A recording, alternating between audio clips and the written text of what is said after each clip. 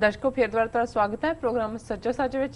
ਜੀ ਡਾਕਟਰ ਸਾਹਿਬ, ਅੰਤ ਵੇਲੇ ਸਾਡੇ ਦਰਸ਼ਕਾਂ ਨੂੰ ਦੱਸੋ ਅੱਜ ਦੇ ਦਿਨ ਦੀ ਸਿੱਖ ਹਿਸਟਰੀ ਐਂਡ ਵਰਲਡ ਹਿਸਟਰੀ ਵਿੱਚ ਕੀ ਅਹਿਮੀਅਤ ਹੈ? ਸਿੱਖ ਇਤਿਹਾਸ ਦੇ ਹਵਾਲੇ ਨਾਲ ਜਿਹੜੀ ਇੱਕ ਸਟੇਟਮੈਂਟ ਅੱਜ ਮੈਂ ਦੇਖ ਰਿਹਾ ਸੀ ਬਹੁਤ ਸਾਰੇ ਹਿਸਟਰੀ ਸੋਰਸਿਸ ਤੇ ਕਿ 1965 ਚ ਠੀਕ 50 ਸਾਲ ਪਹਿਲਾਂ ਜਦੋਂ ਕਿ ਇੱਕ ਪਾਸੇ ਭਾਰਤ ਪਾਕ ਟਕਰਾਅ ਦੇ ਜਿਹੜੇ ਨੇ ਉਹ ਚਾਂਸ ਪੂਰੇ ਨੇੜੇ ਆ ਗਏ ਸੀ, ਕਿਉਂਕਿ ਰਨ ਆਫ ਕੱਛ ਦੇ ਵਿੱਚ ਇਹਦੀ ਸ਼ੁਰੂਆਤ ਹੋਈ ਮੁੱਢਲੇ ਤੌਰ ਦੇ ਉੱਤੇ। ਉਸ ਤੋਂ ਬਾਅਦ ਫਿਰ ਕਸ਼ਮੀਰ ਵੈਲੀ ਦੇ ਵਿੱਚ ਇਨਫਿਲਟਰੇਸ਼ਨ ਔਰ ਇੱਥੋਂ ਇਹ ਪਿਕ ਕਰਦੀ ਜਿਹੜੀ ਹੈ ਲੜਾਈ ਅੱਗੇ ਨੂੰ ਤੁਰੀ। ਇਹ ਉਹ ਪੀਰੀਅਡ ਸੀ ਕਿ ਆਲਰੇਡੀ ਸੈਂਟਰ ਗਵਰਨਮੈਂਟ ਨੇ ਪ੍ਰਤਾਪ ਸਿੰਘ ਕੈਰੋਂ ਨੂੰ ਪੰਜਾਬ ਦਾ ਮੁੱਖ ਮੰਤਰੀ ਬਣਾ ਕੇ ਪਹਿਲਾਂ 47 ਤੋਂ ਬਾਅਦ ਉਹਨਾਂ ਨੇ ਭੀਮ ਸੈਨ ਸੱਚਰ, ਗੋਪੀ ਚੰਦ ਭਾਰਗਵ ਹਿੰਦੂ ਚੀਫ ਮਿਨਿਸਟਰ ਰੱਖੇ। ਪਰ ਉਹਨੇ ਦੇਖਿਆ ਨਹਿਰੂ ਔਰ ਉਹਨਾਂ ਦੀਆਂ ਏਜੰਸੀਆਂ ਨੇ ਕਿ ਸਿੱਖਾਂ ਨੂੰ ਸਿੱਖ ਹੀ ਕੋਈ ਘੁੱਟ ਚਾੜ ਸਕਦਾ, ਵੀ ਇਹਨਾਂ ਤੋਂ ਕਾਬੂ ਨਹੀਂ ਆਉਂਦੇ ਅਕਾਲੀ ਜੀ। ਔਰ ਫਿਰ ਉਹਨਾਂ ਨੇ ਕੈਰੋਂ ਨੂੰ ਲਿਆਂਦਾ। ਕੈਰੋਂ ਨੇ ਜਿਸ ਜ਼ਾਲਮਾਨਾ ਤਰੀਕੇ ਨਾਲ 1992 ਦੇ ਦੌਰ 'ਚ ਬੇਅੰਤ ਸਿੰਘ ਦੇ ਜ਼ੁਲਮ ਤਾਂ ਇਸ ਲਈ ਸਾਹਮਣੇ ਨੇ ਕਿ ਸਾਡੇ ਦੌਰ ਦੇ ਨੇ, ਲੇਕਿਨ ਸਿਆਸਤ ਦੇ ਵਿੱਚ ਗੁੰਡਾਗਰਦੀ, ਪੋਲੀਟੀਕਲ ਵੈਂਡੇਟਾ, ਰਿਵੈਂਜ, ਮਰਡਰ, ਮਾਰ ਕੁਟਾਈ ਔਰ ਸਿੱਖਾਂ ਦੇ ਅੰਦਰੂਨੀ ਮਾਮਲਿਆਂ 'ਚ, ਗੁਰਦੁਆਰਿਆਂ ਦੇ ਮਾਮਲਿਆਂ 'ਚ ਇੰਟਰਫੀਅਰੈਂਸ ਪ੍ਰਤਾਪ ਸਿੰਘ ਔਰ ਪਾਣੀ ਦੀ ਲੁੱਟ, ਇਹ ਪ੍ਰਤਾਪ ਸਿੰਘ ਕੈਰੋਂ ਦੇ ਵੇਲੇ, ਕਿਉਂਕਿ ਨਹਿਰੂ ਨੇ ਉਹਨੂੰ ਕਿਹਾ ਵੀ ਤੂੰ ਕਰ ਜੋ ਵੀ ਕਰਨਾ ਪਰ ਇਹਨਾਂ ਨੂੰ ਕਾਬੂ ਕਰ। ਔਰ ਫਿਰ ਕੈਰੋਂ ਦੇ ਮੁੰਡੇ ਸੁਰਿੰਦਰ ਕੈਰੋਂ, ਗੁਰਿੰਦਰ ਕੈਰੋਂ ਕਿਸ ਕਿਸਮ ਦੀ ਗੁੰਡਾਗਰਦੀ ਜਾਂ ਕਿਸ ਕਿਸਮ ਦਾ ਉਹਨਾਂ ਦਾ ਉਸ ਦੌਰ ਦੇ ਬਜ਼ੁਰਗ ਅੱਜ ਵੀ ਕਹਾਣੀਆਂ ਸੁਣਾਉਂਦੇ ਨੇ। ਉਹ ਤਾਂ ਫਿਰ ਇੱਕ ਬ੍ਰਿਗੇਡੀਅਰ ਸੀ ਜਿਹੜਾ ਅੰਮ੍ਰਿਤਸਰ ਸ਼ਾਇਦ ਨੀਲਮ ਸਿਨੇਮਾ ਕੇ ਕੀ ਹੈ ਉਹਦੇ 'ਚ ਜਦੋਂ ਕਿ ਉਹ ਬ੍ਰਿਗੇਡੀਅਰ ਟੱਬਰ ਆਇਆ ਫਿਲਮ ਦੇਖਣ ਦੇ ਲਈ, ਤੇ ਉਹ ਉਹਨਾਂ ਦੇ ਕਿਉਂਕਿ ਮਾਲਕੀ ਕੈਰੋਂ ਦੇ ਪੁੱਤਰ ਮੁੰਡਿਆਂ ਕੋਲ ਹੀ ਸੀ, ਤਾਂ ਉਹਨਾਂ ਦੀ ਬੱਚੀ ਦੇ ਨਾਲ ਜਿਹੜਾ ਉਹ ਬਾਲਕਨੀ 'ਚ ਬਦਸਲੂਕੀ, ਉਹਨੇ ਫੌਜ ਸੱਦ ਲਈ, ਬਾਹਰ ਘੇਰ ਲਿਆ ਨਾਲ, ਫਿਰ ਬਾਹਰ ਕੱਢ ਕੇ ਉਹਨਾਂ ਨੇ ਫਿਰ ਜਿਵੇਂ ਉਹ ਕੀਤਾ ਉਦੋਂ ਸਾਹਮਣੇ। ਅਦਰਵਾਈਜ਼ ਲੋਕ ਇੰਨੇ ਥਰ ਕੰਬਦੇ ਸੀ। ਇਹਨਾਂ ਦਾ ਜਿਹੜਾ ਉਹ ਦੋਨੋਂ ਪੁੱਤਰ ਜਿਹੜੇ ਨੇ ਤੇ ਉਹਨਾਂ ਦੀ ਮਾਂ ਸਰਦਾਰਨੀ ਰਾਮ ਕੌਰ, ਕਿ ਜੀ ਮੈਂ ਰਾਮ ਕੌਰ ਬੋਲ ਰਹੀ, ਸਾਰੇ ਅਫਸਰ ਥਰ ਕੰਬਦੇ। ਹੁਣ ਕਹਿਣ ਨੂੰ ਕਹੋ ਜੀ ਕੈਰੋਂ ਬੜਾ ਸਿੰਪਲ ਤੁਰੇ ਜਾਂਦੇ ਸੀ, ਸਿਰ ਤੇ ਪੱਗ ਬੰਨ ਲੈਂਦਾ ਸੀ, ਦਾੜੀ ਖੁੱਲੀ, ਉਹ ਸ਼ਰਾਬੀ ਨਹੀਂ ਸੀ, ਕਬਾਬੀ ਨਹੀਂ ਸੀ, ਫਲਾਣਾ ਨਹੀਂ ਸੀ, ਢਮਕਾ ਨਹੀਂ ਸੀ। ਪਰ ਇਹ ਜਿਹੜਾ ਗੁੰਡਾਗਰਦੀ ਦਾ ਕਰੈਕਟਰ ਸੀ, ਕਲਚਰ ਸੀ, ਇਹ ਉਸ ਦੇ ਵੇਲੇ ਇੰਟਰੋਡਿਊਸ ਹੋਇਆ। ਡਿਵੈਲਪਮੈਂਟ ਦੇ ਨਾਂ ਥੱਲੇ ਵੀ ਹੋਇਆ ਜੀ, ਆਹ ਡਿਵੈਲਪ ਹੋਇਆ, ਉਹ ਹੋਇਆ, ਪਰ ਉਹਨੂੰ ਖੁੱਲੀ ਛੁੱਟੀ ਸੀ ਕਿ ਉਹ ਜੋ ਮਰਜ਼ੀ ਕਰੇ। ਔਰ ਇਹ ਉਹਦਾ ਹੀ ਪੀਰੀਅਡ ਸੀ। ਕਈ ਵਾਰੀ ਅੱਜ ਪੁੱਛਿਆ ਜਾਂਦਾ ਹੈ ਕਿ ਜੀ ਇਹ ਸਿਆਸਤ ਦੇ ਵਿੱਚ ਜਾਂ ਇਹ ਸਿੱਖਾਂ 'ਚ ਵੋਟਾਂ ਵੇਲੇ ਗੁਰਦੁਆਰੇ ਕਿਉਂ ਅੱਡ ਹੋ ਗਏ, ਇਹ ਜੱਟ, ਭਾਪਾ, ਰਾਮਗੜੀਆ, ਲੋਬਾਣਾ, ਦਲਤ, ਇਹ ਸਾਰੇ ਕੀ ਫੈਕਟਰ ਆ ਗਏ। ਔਰ ਜੇ ਤੁਸੀਂ ਇਹਦੀਆਂ ਜੜ੍ਹਾਂ ਦੇਖੋਗੇ ਇਹ ਵੀ ਉਹ ਕੈਰੋਂ ਪੀਰੀਅਡ 'ਚ ਹੀ ਹੈ ਕਿ ਮਾਸਟਰ ਤਾਰਾ ਸਿੰਘ ਜਿਸ ਨੂੰ ਡੇਗਣ ਦੇ ਲਈ, ਬੇਸ਼ੱਕ 47 ਦਾ ਦੌਰ ਇੱਕ ਨਾਕਾਬਲੇ ਮੁਆਫੀ ਦੌਰ ਹੈ, ਪਰ ਇਹਦੇ ਬਾਵਜੂਦ ਉਹਨੇ ਆਰਗੇਨਾਈਜ਼ ਕਰ ਲਿਆ, ਪੰਜਾਬੀ ਸੂਬਾ ਐਜੀਟੇਸ਼ਨ ਸ਼ੁਰੂ ਕਰ ਦਿੱਤੀ। ਔਰ ਕੈਰੋਂ ਦੇ ਜ਼ਮਾਨੇ 'ਚ ਹੀ ਇਹ ਫਿਰ ਸਲੋਗਨ ਘੜ ਕੇ ਜੱਟ ਪਾਪਾ ਇਹ ਜਿਹੜਾ ਫਤਿਹ ਸਿੰਘ ਨੂੰ ਬਿਲਟ ਕੀਤਾ, ਕਿਵੇਂ ਸ਼੍ਰੋਮਣੀ ਕਮੇਟੀ ਦੇ ਮੈਂਬਰ ਜਿਹੜੇ ਨੇ ਤੋੜੇ। ਔਰ ਸਰ ਕਪੂਰ ਸਿੰਘ ਇਸ ਬਾਰੇ ਅਕਸਰ ਲਿਖਦੇ ਰਹੇ, ਉਹ ਤਾਂ ਕਹਿੰਦੇ ਇਹਨੂੰ ਸਾਧ ਫਤਿਹ ਸਿੰਘ ਹੁੰਦੇ ਸੀ। ਸੋ ਕਿਵੇਂ ਮਾਸਟਰ ਤਾਰਾ ਸਿੰਘ ਦਾ ਥੱਲਾ ਲਾ ਕੇ ਫਤਿਹ ਸਿੰਘ ਨੂੰ ਬਿਲਟ ਕੀਤਾ। ਪਰ ਇੱਕ ਸਟੇਜ ਆਈ ਵੀ ਫਤਿਹ ਸਿੰਘ ਨੂੰ ਵੀ ਲੱਗਣ ਲੱਗ ਗਿਆ ਕਿ ਵੀ ਇਹ ਤਾਂ ਉਹ ਤਾਂ ਹੈ ਹੀ ਵੈਸੇ ਹੀ ਸਾਧ ਸੀ ਜਿਹੜਾ ਉੱਥੋਂ ਗੰਗਾਨਗਰ ਤੋਂ ਲਿਆਂਦਾ ਹੋਇਆ। ਸੋ ਉਸ ਦੌਰ 'ਚ ਉਹਨੇ ਕਦੇ ਵਰਤ ਰੱਖਿਆ, ਕਦੇ ਛੱਡ ਦਿੱਤਾ, ਫਿਰ ਅਗਨਕੁੰਡ ਬਣਾ ਲਏ, ਬਾਅਦ ਦੀ ਗੱਲ ਹੈ ਪੰਜਾਬੀ ਸੂਬਾ ਬਣਨ ਤੋਂ।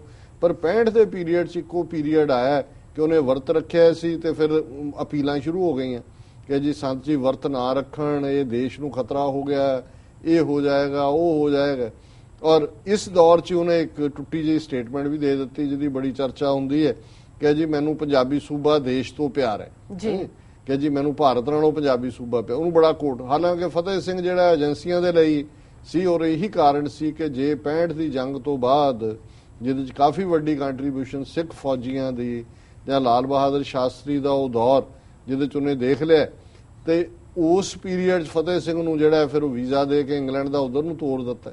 ਔਰ ਇਹ ਜੋ ਉਸ ਪਾਰਟ ਹੋਇਆ ਕਿ ਕਿਵੇਂ ਪੰਜਾਬੀ ਬੋਲਦੇ ਇਲਾਕੇ ਔਰ ਰਾਜਧਾਨੀ ਔਰ ਦੂਜਾ ਤੀਜਾ ਉਸ ਦੌਰ ਦੀ ਗੱਲ ਹੈ ਜੀ। 2013 ਦੇ ਵਿੱਚ ਸੁਖਬੀਰ ਬਾਦਲ ਜਿਹੜਾ ਹੈ ਉਹ ਦੁਬਾਰਾ ਕੀ ਪਿਓ ਪੁੱਤਰ ਨੇ ਜਿਹੜਾ ਉਹ ਸਾਰਾ ਕੁਝ ਹੀ ਲੈ ਲਿਆ, ਅਕਾਲੀ ਦਲ ਦਾ ਪ੍ਰਧਾਨ ਬਣਿਆ। ਵਰਲਡ ਹਿਸਟਰੀ ਦੇ ਹਵਾਲੇ ਨਾਲ 1752 ਦੇ ਵਿੱਚ ਅਮਰੀਕਾ ਨੇ ਗ੍ਰੀਗੋਰੀਅਨ ਕੈਲੰਡਰ ਜਿਹੜਾ ਹੈ ਉਹ ਅਡਾਪਟ ਕੀਤਾ।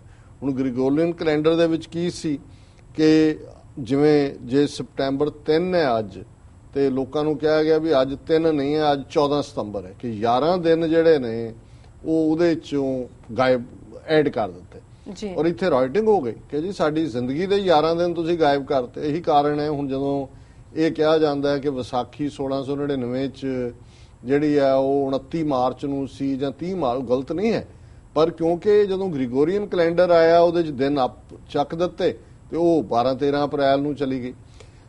1783 ਦੇ ਵਿੱਚ ਟੀਟੀ ਆਫ ਪੈਰਿਸ ਹੋਈ, ਜਿਹਦੇ ਚ ਅਮਰੀਕਾ ਔਰ ਜਿਹੜੀ ਰੈਵੋਲੂਸ਼ਨਰੀ ਵਾਰ ਸੀ ਇਸ ਦਾ ਖਾਤਮਾ ਹੋਇਆ। 1833 ਚ ਨਿਊਯਾਰਕ ਸਨ, ਇਹ ਪਹਿਲੀ ਪਬਲੀਕੇਸ਼ਨ ਰੋਜ਼ਾਨਾ ਅਖਬਾਰ ਸ਼ੁਰੂ ਹੋਇਆ। ਇਹਦੀ ਕੀਮਤ 1 ਪੈਨੀ ਸੀ, 1 ਪੈਨੀ ਦੀ ਅਖਬਾਰ। ਇਹ 1833। 1791 ਚ ਫ੍ਰੈਂਚ ਅਸੈਂਬਲੀ ਨੇ ਫਰਾਂਸ ਦਾ ਸੰਵਿਧਾਨ ਪਾਸ ਕੀਤਾ। 1891 ਚ ਨਰਮਾ ਚੁਗਣ ਵਾਲੇ ਜਿਹੜੇ ਕਾਟਨ ਪਿਕਰਸ ਨੇ ਉਹਨਾਂ ਨੇ ਇੱਕ ਯੂਨੀਅਨ ਬਣਾਈ ਟੈਕਸਾਸ ਦੇ ਵਿੱਚ ਔਰ ਹੜਤਾਲ ਕਰ ਦਿੱਤੀ।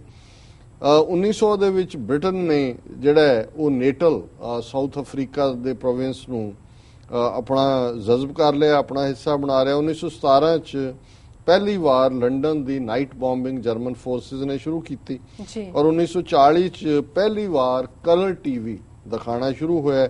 1967 ਚ ਸਵੀਡਨ ਨੇ ਜਿਹੜਾ ਉਹ ਲੈਫਟ ਹੈਂਡ ਡਰਾਈਵ ਦੀ ਥਾਂ ਤੇ ਰਾਈਟ ਹੈਂਡ ਡਰਾਈਵ ਸ਼ੁਰੂ ਕੀਤਾ ਔਰ 1974 ਚ ਅਮਰੀਕਾ ਔਰ ਈਸਟ ਜਰਮਨੀ ਨੇ ਆਪਸੀ ਡਿਪਲੋਮੈਟਿਕ ਰਿਲੇਸ਼ਨ ਐਸਟੈਬਲਿਸ਼ ਕੀਤੇ। ਜੀ ਡਾਕਟਰ ਸਾਹਿਬ, ਤੁਹਾਡਾ ਬਹੁਤ-ਬਹੁਤ ਧੰਨਵਾਦ। ਹੁਣ ਤੁਸੀਂ ਸਾਡੇ ਦਰਸ਼ਕਾਂ ਨੂੰ ਦੱਸੋ ਅੱਜ ਦਾ ਵਿਚਾਰ। ਅੱਜ ਦੇ ਵਿਚਾਰ ਲਈ ਅਸੀਂ ਪੰਜਵੇਂ ਪਾਤਸ਼ਾਹ ਦੀ ਬਾਣੀ ਫੁਨਹੇ ਮਹੱਲਾ ਪੰਜਵਾਂ ਦਾ ਇੱਕ ਸ਼ਲੋਕ ਪਿਕ ਕੀਤਾ ਹੈ ਜੀ। ਜਿੱਥੇ ਜਾਏ ਭਗਤ ਸੋ ਥਾਨ ਸੁਹਾਵਣ, ਸਗਲੇ ਹੋਏ ਸੁਖ ਹਰ ਨਾਮ ਧਿਆਵਣ। ਜਿੱਥੇ ਜਾਏ ਭਗਤ ਸੋ ਥਾਨ ਸੁਹਾਵਣ, ਸਗਲੇ ਹੋਏ ਸੁਖ ਹਰ ਨਾਮ ਧਿਆਵਣ। ਜੀ ਕਰਨ ਜੈਕਾਰ ਨਿੰਦਕ ਮੂਏ ਪਛ, ਸਾਜਨ ਮਨ ਆਨੰਦ ਨਾਨਕ ਨਾਮ ਜਪ। ਜੀ। ਹੁਣ ਇਸ ਰਚਨਾ ਦੇ ਵਿੱਚ ਮਹਾਰਾਜ ਦੀ ਬਾਣੀ 'ਚ ਸਿਰਫ ਰੱਬ ਦੀ ਉਸਤਤੀ ਨਹੀਂ ਹੈ, ਜਿਹੜੇ ਰੱਬ ਦਾ ਨਾਂ ਲੈਣ ਵਾਲੇ ਨੇ, ਰੱਬ ਦੇ ਭਗਤ ਨੇ, ਰੱਬ ਦੇ ਬੰਦੇ ਨੇ। ਬੰਦੇ ਸੇ ਜੇ ਪਵੇਂ ਵਿੱਚ ਬੰਦੀ, ਉਹ ਜਿਨ੍ਹਾਂ ਨੇ ਉਸ ਨਿਰੰਕਾਰ ਦੀ ਬੰਦੀ ਹੀ ਬੰਦਗੀ ਹੈ ਕਿ ਉਸ ਦੇ ਨਾਲ ਉਹ ਜੁੜ ਜਾਂਦੇ ਨੇ। ਜਿੱਥੇ ਜਾਏ ਭਗਤ ਸੋ ਥਾਨ ਸੁਹਾਵਣਾ, ਜਿੱਥੇ ਰੱਬ ਦਾ ਬੰਦਾ ਗੁਰਮੁਖ ਜਾ ਕੇ ਬੈਠਦਾ ਹੈ ਉਹ ਥਾਂ ਹੀ ਜਿਹੜੀ ਹੈ ਉਹ ਸੁਹਾਵੀ ਹੋ ਜਾਂਦੀ ਹੈ, ਭਰੀ ਹੋ ਜਾਂਦੀ ਹੈ। ਸਗਲੇ ਹੋਏ ਸੁਖ ਹਰ ਨਾਮ ਧਿਆਵਣਾ, ਉਹਨਾਂ ਦੀ ਸੰਗਤ ਦੇ ਵਿੱਚ ਜਿਹੜੇ ਆਉਂਦੇ ਨੇ ਉਹ ਰੱਬ ਨੂੰ ਯਾਦ ਕਰਦੇ ਨੇ ਤੇ ਇਸ ਤਰ੍ਹਾਂ ਉਹਨਾਂ ਦੇ ਅੰਦਰ ਵੀ ਸੁਖ ਵਰਤਦਾ। ਜੀ ਕਰਨ ਜੈਕਾਰ ਨਿੰਦਕ ਮੂਏ ਪਛ, ਜਿਹੜੇ ਵੀ ਉਹਨਾਂ ਦੇ ਸੰਪਰਕ ਚ ਆਉਣ ਵਾਲੇ ਲੋਕ ਨੇ ਉਹ ਜੈ ਜੈਕਾਰ ਕਰਦੇ ਨੇ, ਉਹਨਾਂ ਦੇ ਅੰਦਰ ਇੱਕ ਆਨੰਦ ਹੁੰਦਾ। ਤੇ ਜਿਹੜੇ ਨਿੰਦਕ ਨੇ ਮੂਏ ਪਛ, ਉਹ ਗਲ ਕੇ ਮਰਦੇ ਨੇ। ਮਤਲਬ ਇਹ ਹੈ ਵੀ ਉਹ ਨਿੰਦਿਆ ਦੀ ਅੱਗ 'ਚ ਸੜਦੇ ਰਹਿੰਦੇ ਨੇ, ਮਾਨੋ ਉਹਨਾਂ ਦੇ ਅੰਦਰੋਂ ਅੰਦਰ ਉਹ ਸੜ ਰਹੇ ਨੇ, ਗਲ ਰਹੇ ਨੇ। ਸਾਜਨ ਮਨ ਆਨੰਦ ਨਾਨਕ ਨਾਮ ਜਪ। ਗੁਰੂ ਨਾਨਕ ਸਾਹਿਬ ਕਹਿੰਦੇ ਨੇ ਉਹ ਮੇਰੇ ਦੋਸਤ, ਉਹ ਮੇਰੇ ਸੱਜਣ, ਜੇ ਤੂੰ ਮਨ ਦੇ ਵਿੱਚ ਆਨੰਦ ਚਾਹੁੰਦਾ ਕਿ ਤੇਰੇ ਅੰਦਰ ਆਨੰਦ ਦਾ ਵਾਸਾ ਹੋਏ ਤੇ ਨਾਨਕ ਨਾਮ ਜਪ। ਗੁਰੂ ਨਾਨਕ ਪੰਜਵੇਂ ਨਾਨਕ ਫਰਮਾਉਂਦੇ ਨੇ ਕਿ ਉਸ ਨਾਮ ਦਾ ਸਹਾਰਾ ਲਓ, ਨਾਮ ਨੂੰ ਯਾਦ ਕਰੋ, ਉਸ ਵਾਹਿਗੁਰੂ ਦੇ ਪਿਆਰ ਚ ਆਓ। ਜਦੋਂ ਵਾਹਿਗੁਰੂ ਦੇ ਪਿਆਰ ਚ ਮਨੁੱਖ ਆਉਂਦਾ ਤੇ ਫਿਰ ਮਨ ਦੇ ਅੰਦਰ ਆਨੰਦ ਹੁੰਦਾ ਹੈ, ਸੁਖ ਹੁੰਦਾ ਹੈ, ਟਿਕਾ ਹੁੰਦਾ ਹੈ। ਔਰ ਇਸ ਦੇ ਲਈ ਸ਼ਬਦ ਅਕਸਰ ਇਸਤੇਮਾਲ ਹੁੰਦਾ ਸੀ ਸਤ ਚਿਤ ਆਨੰਦ, ਕਿ ਰੱਬ ਦੀ ਯਾਦ ਸਤ ਦੇ ਵਿੱਚ ਵਾਸਾ ਕਰਾਉਂਦੀ ਹੈ, ਚਿੱਤ ਦੇ ਅੰਦਰ ਸਤ ਵਸਦਾ ਹੈ, ਚਿੱਤ ਦੇ ਅੰਦਰ ਆਨੰਦ ਹੁੰਦਾ ਹੈ। ਸੋ ਇਹ ਅੱਜ ਦਾ ਵਿਚਾਰ ਜੀ। ਡਾਕਟਰ ਸਾਹਿਬ, ਤੁਹਾਡਾ ਬਹੁਤ ਬਹੁਤ ਸ਼ੁਕਰੀਆ, ਤੁਸੀਂ ਅੱਜ ਦਾ ਵਿਚਾਰ ਸਾਡੇ ਦਰਸ਼ਕਾਂ ਨਾਲ ਸਾਂਝਾ ਕੀਤਾ। ਇਸ ਨਾਲ ਆਪਣੇ ਵਿਊਅਰਸ ਕੋਲ ਲੈਣੇ ਇਜਾਜ਼ਤ। ਵਿਊਅਰਸ, ਤੁਹਾਡਾ ਬਹੁਤ ਬਹੁਤ ਸ਼ੁਕਰੀਆ, ਤੁਸੀਂ ਆਪਣੇ ਕੀਮਤੀ ਸਮੇਂ ਵਿੱਚ ਸਮਾਂ ਕੱਢ ਕੇ ਆਪਣੇ ਰਾਏ ਤੇ ਸੁਝਾਅ ਭੇਜੇ ਨੇ। ਤਾਂ ਇਸ ਤਰ੍ਹਾਂ ਭੇਜਦੇ ਰਹਿਣਾ ਸਾਡੇ ਇਸ ਪਤੇ ਤੇ sos@tv84.tv ਤੇ। ਅਸੀਂ ਆਪਣਾ ਪ੍ਰੋਗਰਾਮ ਲੈ ਕੇ ਫਿਰ ਦੁਬਾਰਾ ਤੁਹਾਡੇ ਸਾਹਮਣੇ ਹੋਵਾਂਗੇ। ਤਦ ਤੱਕ ਲਈ ਮੈਨੂੰ ਤੇ ਆਪਣੇ ਦਰਸ਼ਕਾਂ ਨੂੰ ਆਗਿਆ ਦਿਓ। ਬੁਲਾ ਦਿਓ ਫਤਿਹ। ਵਾਹਿਗੁਰੂ ਜੀ ਕਾ ਖਾਲਸਾ, ਵਾਹਿਗੁਰੂ ਜੀ ਕੀ ਫਤਿਹ।